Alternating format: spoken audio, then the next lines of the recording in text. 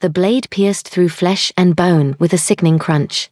Lee Min-sun gasped, his eyes widening as he stared at his brother's face, the face he'd trusted his entire life. Blood bubbled from his lips as he tried to speak, tried to understand why. "Brother," he choked out, one knee buckling beneath him. His sword, the legendary blade of the Seven Guardians, clattered against the frozen ground. Lee Min, whose smile was cold, devoid of the warmth that had always been there. "You were always father's favorite. The chosen one. The unburnt warrior." He twisted the blade deeper, and Min-sun screamed. "But you're not chosen anymore." The Dark Lord emerged from the shadows, his arrows already nocked. 2 shots, precise, brutal. They found their home in Min-sun's stomach, and the world tilted. He stumbled backward, armor weighing him down like chains. His feet found nothing but air as the cliff's edge crumbled beneath him. The fall seemed endless. Snow whipped past his face, mixing with his blood. The river below roared its welcome, dark and merciless. But as the water reached up to claim him, something else appeared, a swirling vortex of blue light, crackling with energy that tasted of lightning and possibility. The portal swallowed him whole. Halfway across the world and an entire dimension away, Alison Macaulay hummed along to Whiskit as she locked up Sweet Lagos in Seoul, her little pastry shop that had become a beacon for the Nigerian community in this Korean city. The evening air was crisp, Christmas lights already beginning to twinkle across the streets even though it was only early December. "Mrs. Allison. Mrs. Allison." A chorus of voices called out. 5 children from the local orphanage pressed their faces against the window, breath fogging the glass. She laughed, her dark skin glowing under the streetlights as she pushed the door back open. "You little rascals. I told you I'd bring the pastries tomorrow. But we wanted to say thank you now," the smallest one, Ji-woo, said in Korean, clutching a drawing. It was a picture of Allison with angel wings. "You our Christmas angel." Something tightened in Allison's chest. She'd been their age once, alone in an orphanage in Lagos after her parents died in that mysterious car crash. No one had brought her pastries. No one had made her feel seen. She crouched down, accepting the drawing with trembling hands. "You are all my angels. Every single one of you." She pulled them into a group hug, feeling their small arms wrap around her. This was why she did it. This was why every spare one went to these children. After they left, escorted by their caretaker, Allison loaded the last of the donation boxes into her car. Her old Honda coughed to life, and she headed home to her tiny apartment in Gangnam, where Coco, her golden retriever mix, would be waiting. The apartment complex was quiet when she arrived. Too quiet. Allison frowned as she parked, noticing a strange blue glow flickering near her balcony on the ground floor. Had someone set up Christmas lights early? She grabbed her purse and stepped out, heels clicking against the pavement. The glow was fading now, replaced by something that made her heart stop. A crater. Right there in the small garden area near her unit. And in the center of it, a man. He was massive, dressed in what looked like ancient armor, the kind she'd seen in Korean historical dramas, but different. More intricate. More real.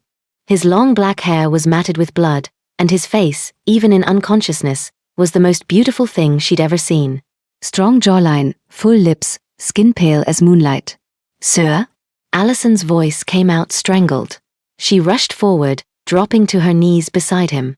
Her fingers found his neck, searching for a pulse. Nothing. No. She pressed harder, trying different spots. His skin was cold. "Sir, can you hear me?" She looked around wildly. The complex seemed deserted. Where was everyone? Her neighbor, Mr. Park, usually smoked on his balcony around this time. "Help!" She screamed it this time. "Someone help me!" A door opened 2 units down. Mr. Park emerged, cigarette dangling from his lips. His eyes went wide when he saw the scene. "What in the... Help me get him to my car. Please." Allison was already trying to lift the man, but he was impossibly heavy. The armor alone must have weighed a fortune. Mr. Park stubbed out his cigarette and hurried over. Together, they managed to haul the unconscious man into Allison's backseat. She didn't know why she was doing this, why she wasn't calling the police. Something in her gut told her this was different. This mattered. The drive to Seoul National University Hospital was a blur of red lights and prayers. Allison kept checking her rearview mirror, making sure the man was still there, that she hadn't imagined this entire thing. The emergency room exploded into controlled chaos when she burst through the doors, covered in his blood, screaming for help. Doctors and nurses swarmed, their faces shifting from professional calm to shocked confusion as they saw the armor. "What is this, a cosplay convention gone wrong?" One nurse muttered, struggling with the chest plate. "Just help him," Allison shouted. "He's not breathing." They got him on a gurney, cutting away the armor with tools that sparked against the ancient metal. The EKG machine screamed flatline. A doctor called for the defibrillator. Clear. The man's body arched off the table. Nothing. Again. Clear. Allison watched through the window, hands pressed against the glass, as they fought for a stranger's life. She should leave. She didn't know this man. He could be dangerous. But her feet wouldn't move. On the third shock, the monitor beeped. Once. Twice.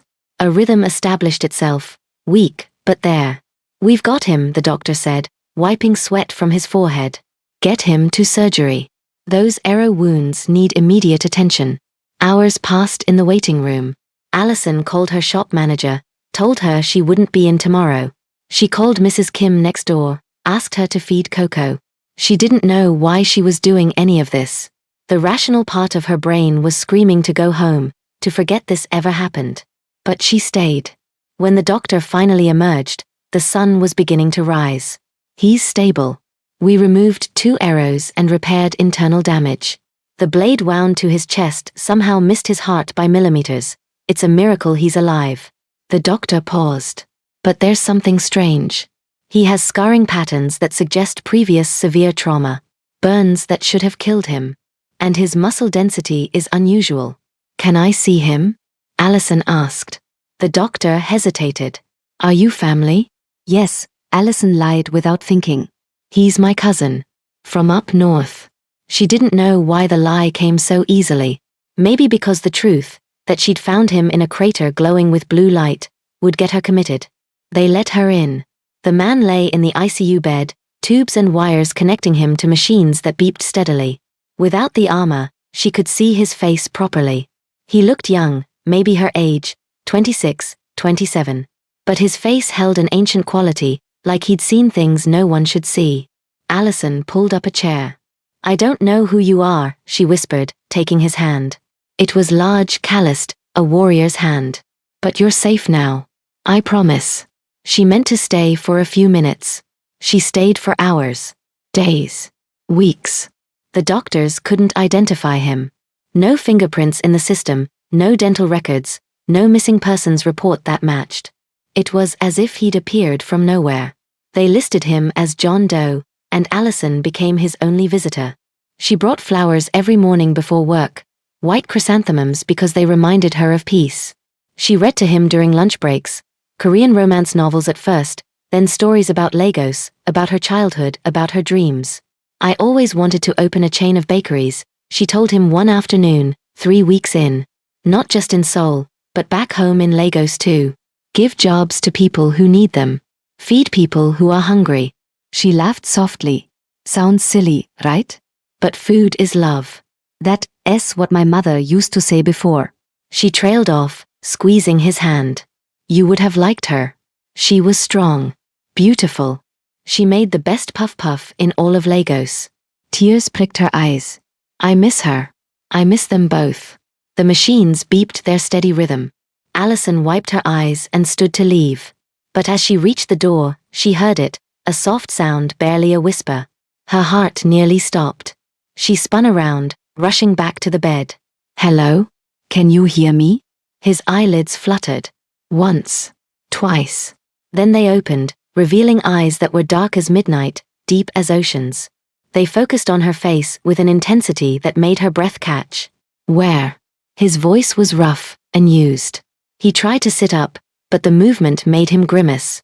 His hands went to his chest, feeling for wounds that were bandaged. Confusion clouded his beautiful features. Hey, it's okay." Allison gently pressed him back down. "You're in a hospital. You're safe. You were hurt very badly." He stared at her like she was speaking a foreign language. Then he spoke again, this time in Korean, but the accent was strange, archaic. What manner of place is this? These lights. He looked at the fluorescent bulbs overhead with something like fear. Magic? No, not magic. Just electricity. Allison pressed the call button for the nurse. What is your name? Can you tell me your name? He opened his mouth, then closed it. His brow furrowed deeply. I don't. Panic flashed across his face. I don't know. I don't know my name. The doctor rushed in, accompanied by 2 nurses. They performed tests, shined lights in his eyes, asked questions he couldn't answer. Finally, the doctor turned to Allison with a grave expression. Severe traumatic amnesia. Given the nature of his injuries and the head trauma we found, it's not surprising.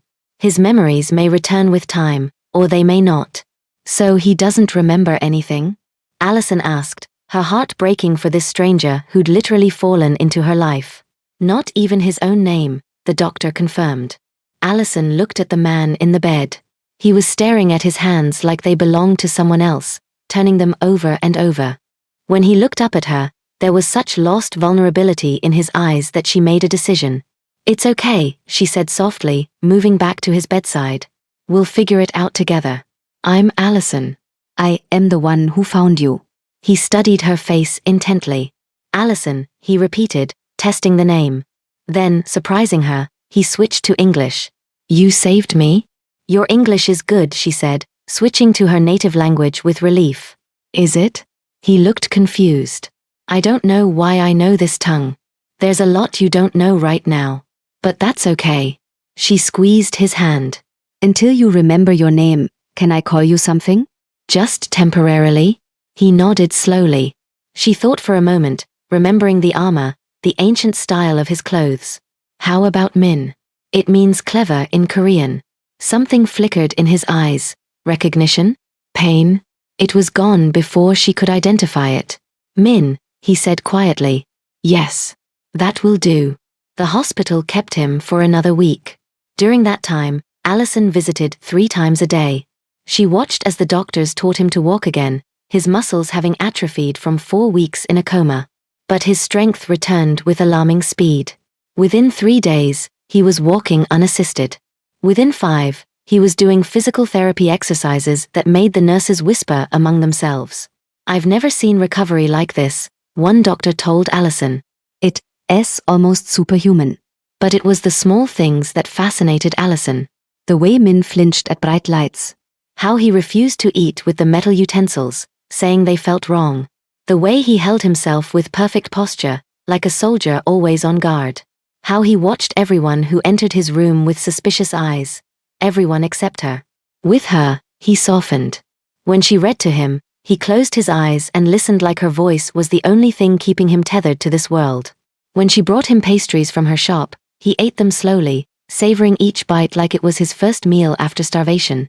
This is extraordinary, he said one evening, crumbs of her famous chin-chin on his lips. You made this? With my own hands, Allison confirmed, pleased by his reaction. You have a gift. He looked at her seriously. Food should not taste like this. Like happiness has a flavor. She laughed, but heat crept up her neck. That's the sweetest thing anyone's ever said about my baking. When the hospital finally discharged him with nowhere to go and no identity, Allison did something crazy. She took him home. This is insane, her friend Jennifer said over the phone as Allison drove Min to her apartment. You don't know this man. He could be dangerous. He's not dangerous, Allison insisted, glancing at Min in the passenger seat. He was staring out the window at Seoul's skyline with wonder and something like fear. He's lost. Girl, you always do this. You collect strays. Remember that 3-legged cat? The injured pigeon? Now you bringing home a whole man? A fine man, I'll give you that. But still, what if he's a criminal? What if? He's not a criminal. He needs help. And I can help him. Min didn't complain when she set him up on her couch with blankets and pillows. He sat on the edge of it like he'd never seen furniture before, running his hands over the fabric. What is this material?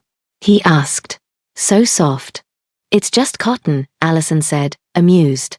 She showed him how to work the TV remote, But the moving pictures made him stand up abruptly, backing away. "This is witchcraft," he muttered. "Technology," she corrected gently. It's all technology, Minuten not magic. He didn't look convinced. The days that followed fell into a beautiful routine. Allison would wake early, make breakfast for both of them, usually a mix of Korean and Nigerian food that Min devoured with enthusiasm. She'd go to work at the shop, and Min would stay in the apartment, slowly exploring her small world. She taught him how to use the coffee maker, though he insisted on calling coffee Fleming tea no matter how many times she corrected him. "Why do you heat the water with trapped lightning?" he asked one morning, staring at the electric kettle with deep suspicion. "It's not lightning. It's electricity." "Lightning," he insisted stubbornly. She laughed, and the sound made him smile. A real smile that transformed his serious face into something breathtaking. She taught him how to navigate her smartphone, though he held it like it might explode. The first time it rang, he threw it across the room. The first time he saw his own face on the front camera, he stared for 10 minutes straight, touching his features like he was meeting himself for the first time. "I look ordinary," he said, disappointed. "You look handsome," Allison corrected, then blushed furiously when he turned that intense gaze on her. Do I? She busied herself with dishes. "Very. You are beautiful," he said simply. Your skin is like the earth after rain. Rich and dark and alive. Her hands stilled in the soapy water. No one had ever described her like that. Minuten. "Is it wrong to say?" he asked, concerned. The words feel true. "It's not wrong," she managed. "It's very right." The tension between them grew with each passing day. It was there when he helped her bake, his large hands gentle as she taught him to knead dough. It was there when they sat on the couch watching Korean dramas, their bodies slowly migrating closer until they were pressed against each other. It was there when she caught him watching her with an expression she couldn't quite name, hunger mixed with something deeper, more profound. 2 weeks after he'd come home with her, Allison decided it was time to reintroduce him to the world. "We're going out," she announced one Saturday morning. Min looked alarmed. "Out? Where?" "The mall. You need clothes that actually fit." Everything he wore was borrowed from Mr. Park, and the man was significantly smaller than Min. "And you need to see that the modern world isn't that scary."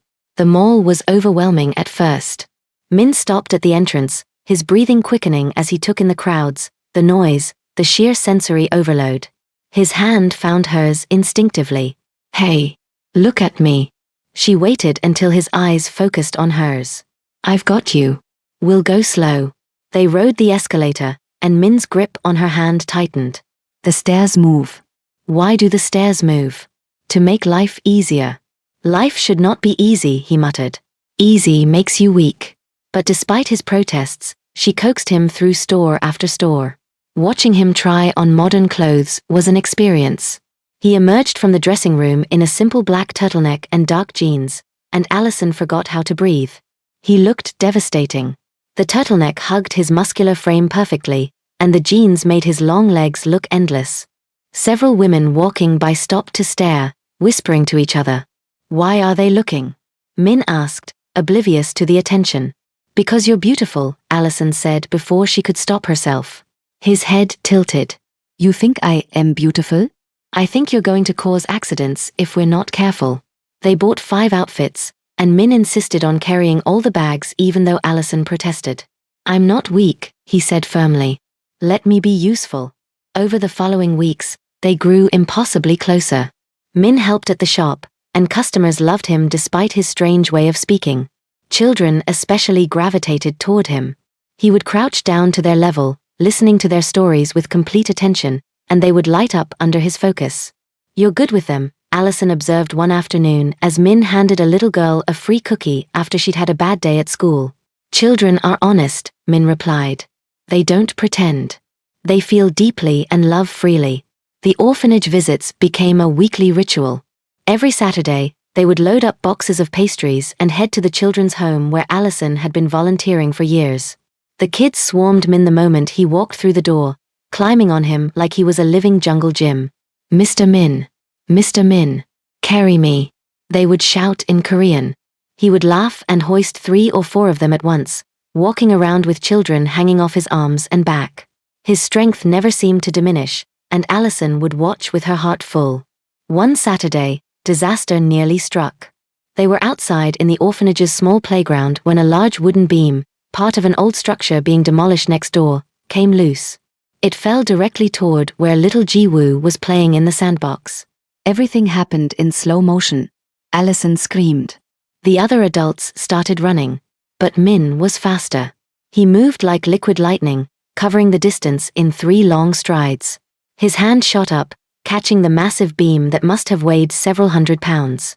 He held it suspended over Ji-woo's head with one arm, muscles barely straining, as casually as someone might hold an umbrella. The construction workers ran over, their faces pale. "How did you?" Min lowered the beam to the ground and scooped up Ji-woo, who had started crying from the shock. Haha, little one. "You're safe. I've got you." Later, as they drove home, Allison kept glancing at him. "That beam, Min. A normal person couldn't have done that." "I know." His hands tightened on his knees. "Sometimes I do things before I think about them. Like my body knows what to do even when my mind doesn't. It tells me you were someone important. Someone strong. Someone who protected people. Or someone who hurt them," Min said quietly. "No." She reached over and took his hand. "I don't believe that. The man who plays with orphans and cries at sad movies is not someone who hurts people." Min brought her hand to his lips. "You have too much faith in me. I have exactly the right amount." As December deepened and Christmas approached, Seoul transformed into a winter wonderland. Allison took Min to see the lights at Cheonggyecheon Stream, where thousands of LED displays created a glowing paradise. He stood transfixed, watching the lights reflect off the water. "It's beautiful," he breathed. "Like stars have fallen to earth." They walked hand in hand, stopping at vendor stalls to try hotteok and bungeopang. Min loved the sweet treats, savoring each bite with such pleasure that Allison found herself watching him more than the lights. "What?" he asked, catching her staring. "Nothing. Just thinking about how lucky I am." He stopped walking, pulling her close. Around them, couples passed by, families laughed, children ran with light sticks. But in that moment, it was just the two of them. "I'm the lucky one," Min said. "Whatever life I had before, it brought me to you. And that makes every moment of pain worth it." They kissed under the lights, and Allison felt something shift in her chest. This wasn't just attraction anymore. This was love. She was in love with this mysterious man who had fallen from the sky into her life. That night, they made love for the first time. It was tender and desperate and perfect. Min touched her with reverence, like she was something sacred. When he whispered her name in the darkness, it sounded like a prayer. When they finally came together, bodies and hearts aligned, Allison knew she would never be the same. Afterward, as they lay tangled together, Min's hand rested on her stomach. "I had a dream last night," he said quietly. "I was in a grand palace made of stone and wood. Snow was falling. And a man who looked like me but older was telling me about duty and honor and sacrifice." "Do you think it was a memory?" Allison asked. "I don't know. Maybe." He was quiet for a moment. "Sometimes I wonder if I should try harder to remember. What if I have a family somewhere? What if remembering means losing this? Then don't remember," Allison said fiercely. "Stay here. Stay with me. Is that selfish of us? I don't care if it is." December 23rd arrived with fresh snow. Allison woke feeling slightly nauseous, which she attributed to the rich food they'd eaten at the Christmas party at her shop the night before. But when the nausea persisted, her neighbor Mrs. Kim gave her a knowing look. "Dear, when was your last cycle?" the older woman asked gently. Allison froze. She counted back in her head. 6 weeks. Almost 7. Her hand went to her stomach instinctively. "Oh my God," she whispered. Mrs. Kim patted her hand. "Go buy a test. And Allison, that man of yours will be thrilled. I see how he looks at the children." The pregnancy test sat on her bathroom counter for 3 minutes that felt like 3 hours. Min was out getting groceries, giving her time alone. When she finally looked at the result, tears sprang to her eyes. Positive. She was pregnant. She was going to have Min's baby. A baby with a man who didn't even know his own name. But beneath the practical concerns, joy bubbled up. She was going to be a mother. Min was going to be a father. They were going to be a family. She decided to tell him on Christmas Eve, the next day. It would be perfect, their own little Christmas miracle. That evening, Min took her to the Christmas market in Myeongdong. The streets were packed with people, the air filled with the scent of roasted chestnuts and cinnamon. Vendors sold handmade crafts, couples took selfies under enormous Christmas trees, and carolers sang in Korean and English. Min bought her a simple silver necklace at one of the stalls. To remember this night, he explained, fastening it around her neck. His hands lingered on her shoulders. Allison, I don't remember my past. I may never remember. But I know my future, and I want you in it. Min, I have something to tell you, Allison interrupted, unable to wait another second. I was going to wait until tomorrow, but I can't. I am. She never got to finish. The temperature dropped suddenly, unnaturally. Their breath came out in visible puffs. The crowd around them seemed to slow, then freeze entirely. People stood like statues, mid-laugh, mid-step, mid-word. What is happening? Allison's voice came out strangled. Min's entire body had gone rigid. His head turned slowly, scanning the crowd. Something is wrong. We need to leave. Now. Min, what? They emerged from the shadows between the frozen people. 6 men dressed in black, but as they moved closer, Allison could see their clothing wasn't modern. It was armor, similar to what Min had worn when she found him. They carried swords strapped to their backs, and their faces were covered with dark masks. Lee Min's son, one of them said in ancient Korean, the prince who refused to die. Min pushed Allison behind him, his body shifting into a fighting stance that looked as natural as breathing. Who are you? What do you want? We serve the true king, another said. Your brother sends his regards. Brother. The word hit Allison like a physical blow. Min had a brother. He had a name, Lee Min's son. He was a prince. I don't know what you're talking about, Min said, but his voice was uncertain. Don't you? The first man pulled out his sword. Your brother has been very patient, waiting for you to remember. But his advisors have seen the future. They've seen the heir you'll create, the one who will destroy everything he's built. Heir. Allison's hand went to her stomach instinctively. The men's eyes tracked the movement. There, one hissed. The woman carries it. No. Min roared. He moved, fast, impossibly fast. His hand shot out and caught the first attacker's wrist, twisting it with a sickening crack. The sword clattered to the ground, and Min snatched it up. The moment his fingers closed around the hilt, everything changed. His eyes went wide, then distant. Memories flooded back. She could see it happening in real time. His face twisted with pain, with recognition, with rage. I remember, he gasped. I remember everything. The other 5 men attacked at once. Min moved like water, like wind, like nothing Allison had ever seen. The sword in his hand became an extension of his body. He parried, struck, spun, each movement precise and deadly. Within seconds, 4 men were on the ground, unconscious or groaning in pain. The remaining 2 backed away, but not in retreat. They were looking past Min, behind him. Allison turned and felt her heart stop. A portal, the same swirling blue light she'd seen that first night, had opened in the middle of the market. And stepping through it was a man who looked exactly like Min, but older, crueler. His smile was all sharp edges. Hello, little brother, Lee Min, who said. I should have made sure you were dead. Min positioned himself between his brother and Allison, sword raised. Lee Min-ho. You traitor. You drove a blade through my heart. And yet here you stand. Always so hard to kill, Min-san. The unburnt warrior. The chosen one. He sneered the titles.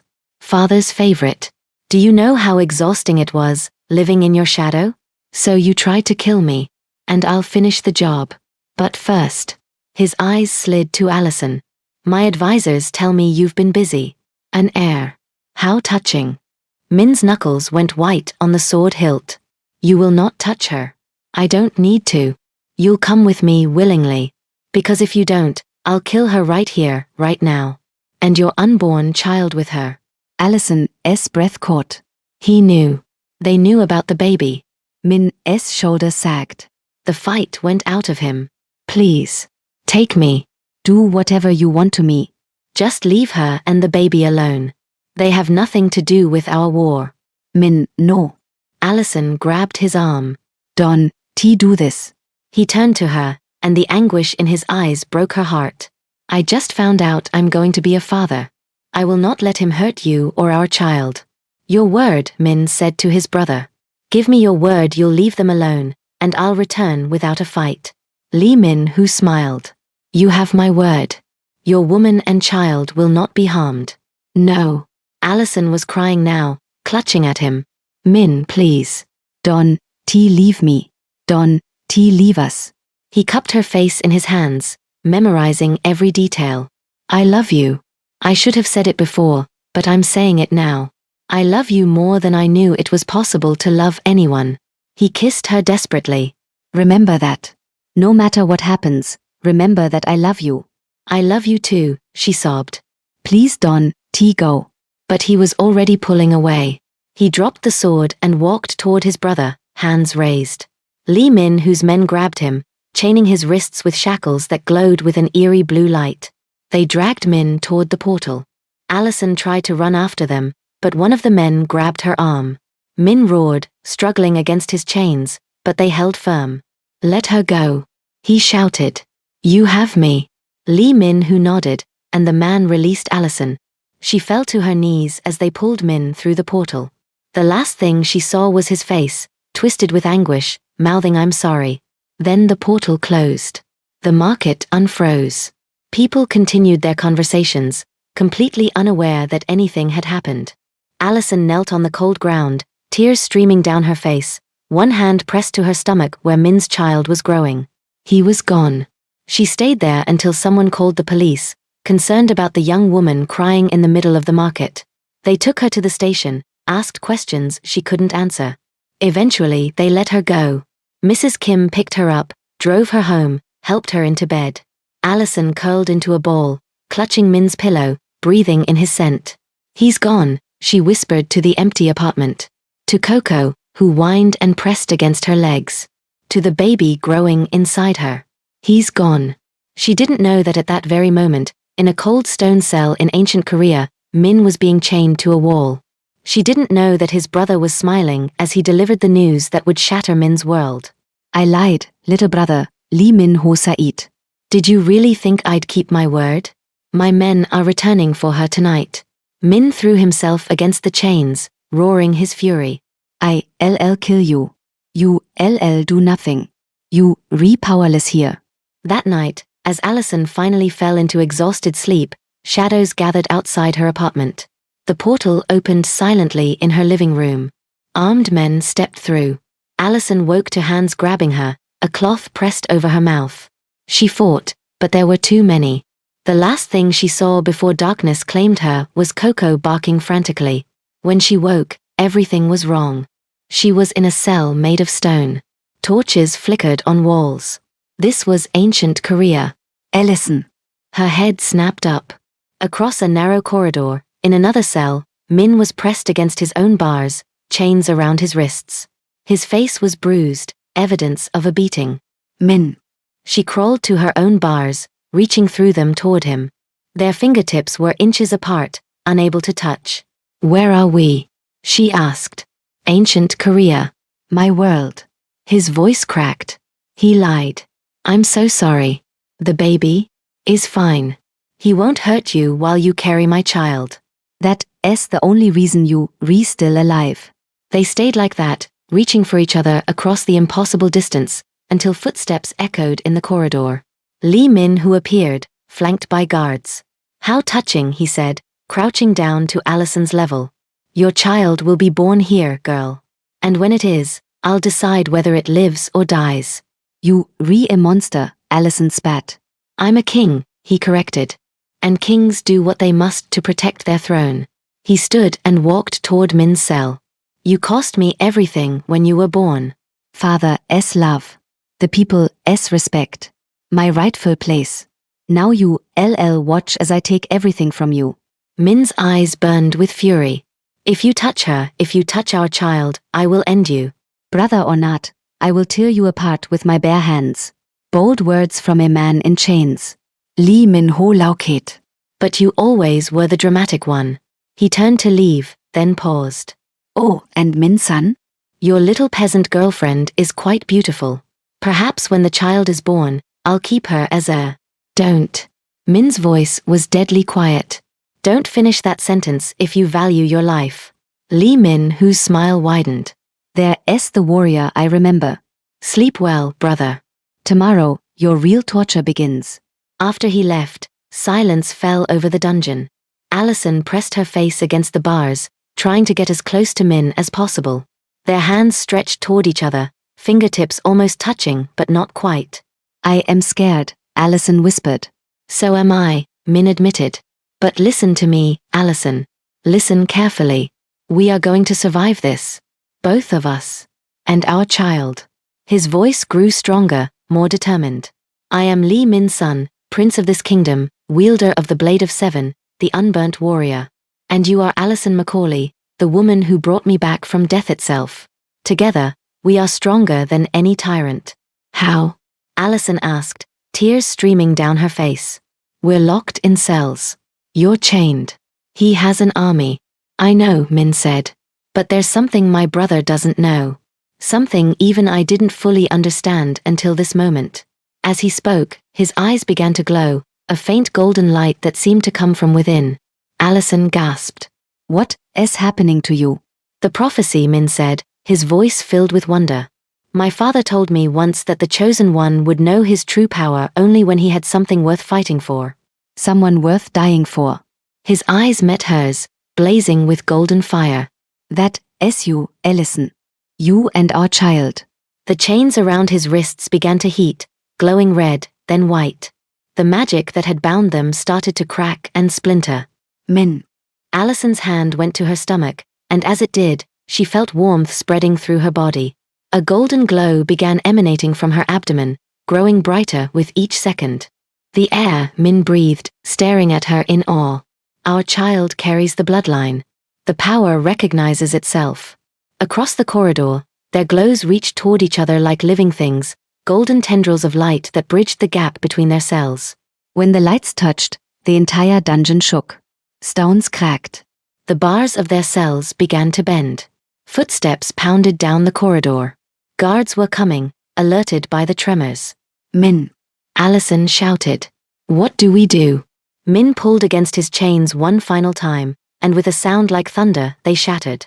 The golden glow around him intensified, wrapping around his body like armor made of pure light. He grabbed the bars of his cell and tore them apart with his bare hands. The guards burst into the corridor, swords drawn. They stopped dead when they saw Min standing free, his body radiating power, his eyes blazing with golden fire. Stand down, Min commanded, his voice carrying an authority that made even hardened warriors hesitate. Or face the consequences. They charged anyway. They had no choice. Their king had ordered them to guard these prisoners with their lives. What happened next was like watching a god of war in action. Min moved through them like a hurricane, not killing but disabling. Precise strikes that left men unconscious but alive. He was across the corridor in seconds, tearing apart Allison's cell bars as easily as he'd torn his own. Come, he said, extending his hand to her. We're leaving. Allison took his hand, and the moment their skin touched, the power surged between them. She could feel it, the strength, the certainty, the absolute conviction that they would survive this. Can you run? Min asked, his eyes scanning her face with concern. For our baby? I can do anything. They ran. Through stone corridors lit by torches, past more guards who tried and failed to stop them. Min fought with controlled fury, never killing, always protecting Allison with his body. The golden glow stayed with them, a shield against swords and arrows. They burst out into a courtyard covered in snow. The night sky above was filled with stars, and in the distance, Allison could see the outline of ancient Seoul, so different from the modern city she knew. There. Min pointed to a stable. We need horses. But before they could reach it, Lee Min who appeared, flanked by 24 armed men. His face was twisted with rage.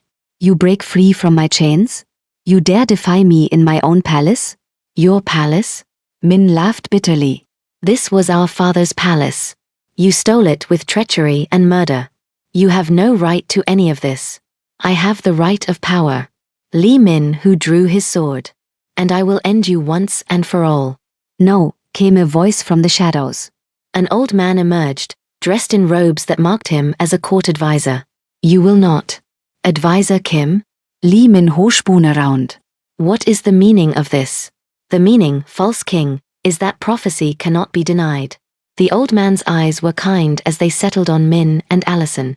The portal opens once per century on Christmas Eve. The true heir was meant to find his match in another world. And their child. He bowed deeply. Their child will bridge two worlds and bring peace to both. Lies. Lee Min-ho screamed. Kill them. Kill them all. But none of his men moved. They were staring at Min and Allison, at the golden glow that surrounded them, at the obvious power radiating from the couple. We followed you out of fear, one soldier said, dropping his sword. But we will not kill the true prince and his heir. One by one, the soldiers knelt. Then the servants. Then members of the court who had emerged to see the commotion.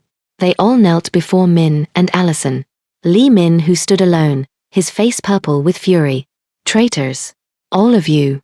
No, brother, Min said quietly. They're finally seeing the truth. You can rule through fear, but you can never rule through love. And that's what makes a true king. He turned to Allison, cupping her face gently. I know what I have to do now. I have to stay. I have to reclaim my throne, restore peace to this kingdom. But I won't ask you to stay with me. This isn't your world. I can open the portal, send you home. No, Allison said firmly. Where you go, I go. Where you stay, I stay. This baby is half yours, half mine. Half this world, half my world. We're a family, Min. And families stay together. Min's eyes filled with tears. Are you sure? You give up everything you know? For you? For us? Yes. She smiled through her own tears. Besides, somebody needs to teach these people how to make proper chin-chin. And I hear this kingdom could use a good baker. Min laughed, the sound filled with joy and relief and love. He pulled her close, kissing her deeply while the court watched and the snow fell gently around them. When they finally pulled apart, Min turned to address his people. My brother will be given a choice, exile or trial. But there will be no executions. We've had enough death in this kingdom. Lee Min, who was dragged away, still screaming threats and curses. But his words held no power anymore. Advisor Kim approached, bowing again. Your Highness, Christmas Eve is tomorrow. The portal will open at midnight. If you wish to retrieve anything from the other world, now is the time. Min looked at Allison. Do you need anything from Seoul? Coco, Allison said immediately. I need my dog. And maybe some of my baking equipment. Oh, and my photo albums. My parents are in those. I want our child to know where I came from. Then we'll get them, Min promised. All of it. That night, as they stood in what would become their chambers, a beautiful room with heated floors and silk curtains, Allison finally felt safe enough to let herself believe it. They'd made it. They'd survived. Mrs. Kim is going to be so confused when she finds the apartment empty, Allison said, laughing weakly. We'll send her a letter through the portal, Min said, wrapping his arms around her from behind, his hands resting on her stomach. Explaining. Well, as much as we can explain. Dear Mrs. Kim, Allison said in a dramatic voice. Sorry for the short notice, but I've moved to ancient Korea to be with my prince boyfriend and have his magical baby. Please feed my dog until we can portal back to get her.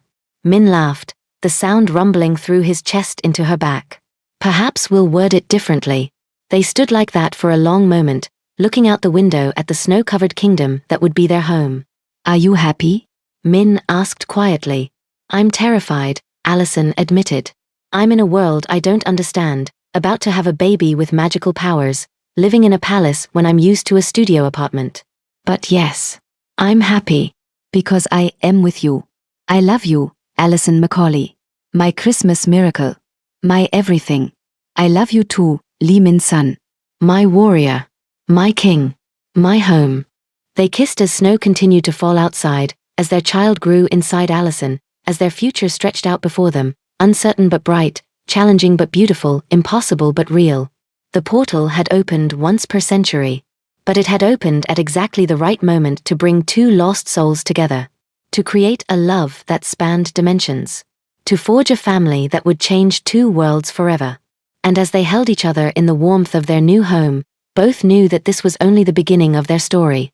If you loved this story of Allison and Min's incredible journey from modern Seoul to ancient Korea, make sure to like this video, subscribe to our channel for part 2 where we'll see how Allison adjusts to palace life, what happens when their magical baby is born, and whether Lee Min who will ever stop causing trouble. Comment below telling us what you think their baby's powers will be, and don't forget to hit that notification bell so you never miss the next chapter of this epic Afro-Korean romance. Until next time, keep believing in love that transcends time and space.